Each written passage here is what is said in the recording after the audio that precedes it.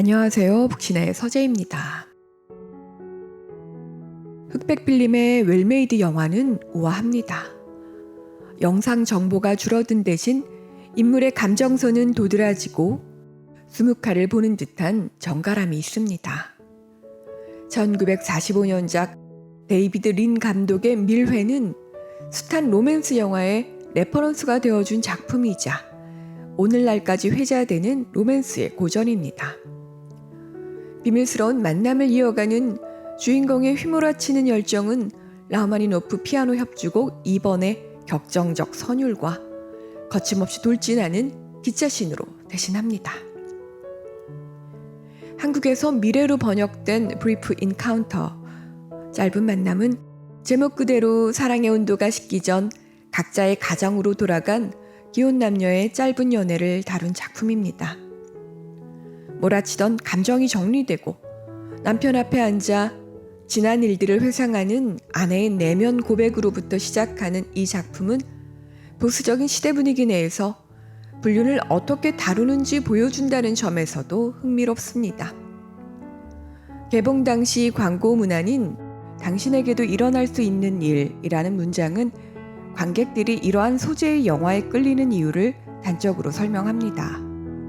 수많은 사람들이 모이고 흩어지는 기차역은 밀회를 나누는 장소로는 부적절합니다. 다급하게 울려 퍼지는 안내방송과 함께 각자 자신이 타야 하는 승차장으로 뛰어가는 남녀 주인공 모습은 사랑의 미래를 암시합니다. 매번 질주하듯 들어오는 기차는 위압적이고 그들 행로는 반대입니다. 집과 기차역이 반복 병치되는 이 영화에서 집이 일상이라면 기차역은 설렘 가득한 미지의 세계거나 판타지를 의미합니다. 그리고 연애는 일생일대의 판타지가 아니던가요? 그 판타지가 순간의 어리석음이었는지 아니면 평생 잊지 못할 순도 높은 열정이었는지 아는 데는 긴 시간이 필요합니다. 분명한 것은 영원히 환해지는 듯한 사랑은 고통받는 이 없는 만남이어야 한다는 점입니다.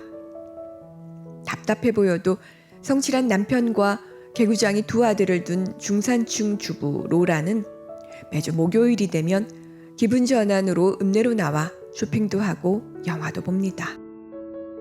일상의 사치를 이해해줄 남편과 생활에 여유가 있는 로라는 무탈하기에 오히려 인생의 허무에 지쳐갈 즈음 한 남자를 만납니다. 시작은 단순합니다. 기차를 기다리던 중 석탄 분진이 그녀 눈에 들어가자 대합실 카페에 있던 의사 알렉이 도움을 주는 계기로 이들은 특별한 사이가 됩니다. 런던 외곽 밀퍼드는 이들이 의도하지 않아도 부딪힐 수밖에 없는 작은 마을입니다. 연이은 우연으로 로라와 알렉은 자연스레 밥도 먹고 영화도 보게 되면서 알게 모르게 서로에 대한 마음을 키워갑니다. 하지만 그들의 사랑이란 빼곡히 쌓아 올린 가정이라는 벽돌을 빼내는 것과 같습니다. 새로운 이성과의 만남은 지루한 일생에 생기를 불어넣어 주지만 내일을 기약할 수는 없습니다. 그들이 꿈꾸는 미래는 지금의 모든 것을 잃는 것을 의미합니다. 그 시절의 만남을 애틋한 추억으로 박제시켜 놓기 위해서는 실패한 사랑이어야 합니다. 그것이 금기라는 레테르가 붙는 사랑의 불문율입니다. 영화는 시대를 반영하듯 남녀의 일탈 수위는 위협적이지 않고 회방꾼의 힘은 세며 아내의 속죄는 깊습니다. 로라의 참회 어린 고백으로 시작되는 이야기의 흐름은 가정 수호의 이데올로기를 반영합니다. 무엇보다 영혼을 배반할 뻔했던 육체는 외부의 방해로 가정으로 무사 귀환케 되면서 통속은 플라토닉 러브로 급선을 했습니다. 통속과 고상이 한 끗 차이임을 영화는 적나라하게 보여주었습니다. 기척 없이 당도하는 사랑일수록 격정의 감정으로 내몰아갑니다.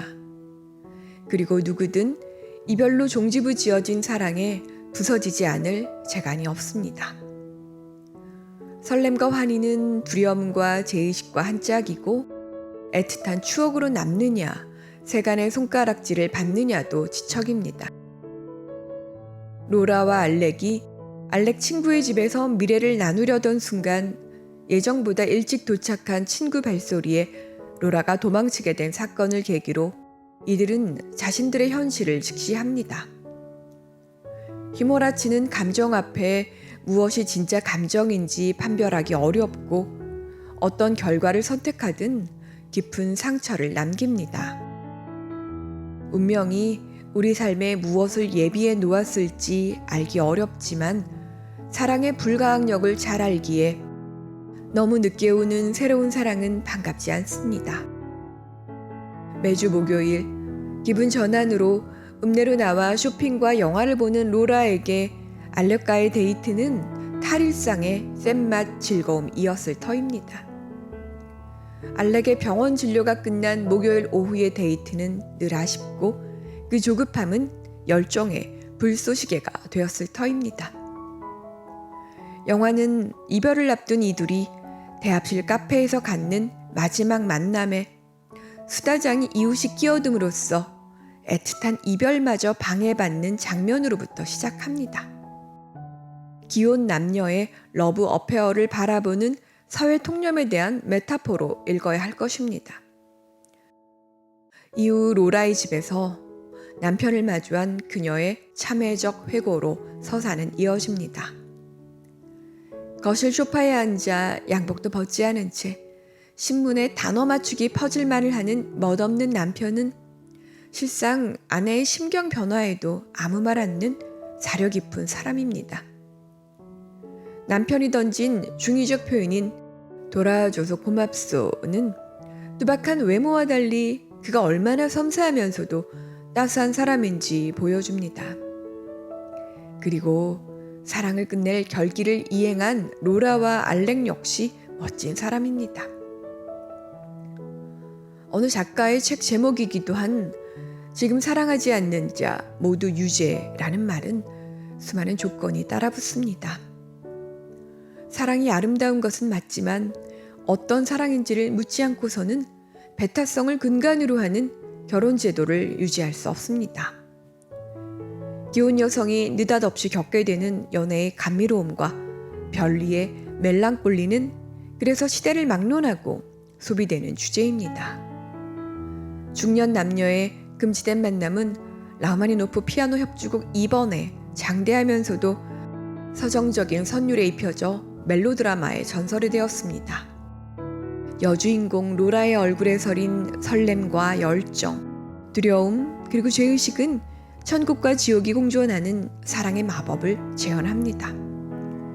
우리는 한 편의 영화만으로 그 환희의 지옥을 경험하는 것이 더 낫지 않을까요? 감사합니다.